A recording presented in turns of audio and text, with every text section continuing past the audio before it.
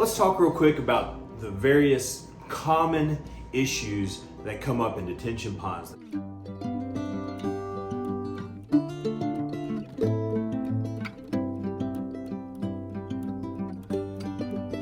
First one that I want to point out is vegetation overgrowth. Trees, saplings, briars, vines, weeds, whatever it may be. If they're growing up over your knees, you've got a problem. Trees, they need to be taken out of there the right way. Make sure that you know what you're doing when you start removing those saplings and those trees. But that is common problem number one, is overgrowth of vegetation and trees. Problem number two is really the opposite, and that is bare spots. Here in South Carolina, we have the red clay, so I refer to some ponds as red bottom ponds. When we have a red bottom pond, we've got to figure out how to get vegetation growing. Vegetation doesn't grow on very easily on a 2-to-1 slope, and especially one that's eroding, not compacted correctly. It's hard to get vegetation to grow in some ponds.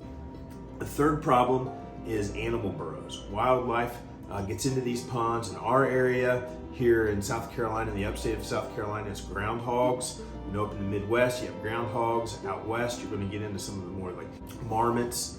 Down in the lower part of the country, deep southeast, you've got the armadillos. And these are burrowing animals that affect the integrity of a pond's dam. So these are things that we've got to watch out for. Similar to that is erosion. We got to make sure that we've got another video out that talks about the different types of erosion, but we need to be looking for erosion because that means sediments getting into the pond, into the water. It's getting carried out into our watershed. So erosion is another problem that we need to be looking out for. And then I'll leave you with one more, and that is what's referred to as a disjointed pipe. And that looks like erosion and an animal burrow. These pipes get disjointed, or if there's a pond that was built in the 80s and it has the corrugated metal, galvanized steel, that has about a 30-year lifespan in it. So those pipes will start rotting out, and it's the same effect as a disjointed pipe. They'll start off by these small holes around where the pipe goes through, the infrastructure goes through the pond dam, and then all of a sudden those holes will bust through and you'll have a sinkhole. Something that's very dangerous in a community or on a work site. These common problems can be taken care of, can be noticed. You just have to have somebody who knows what they're doing.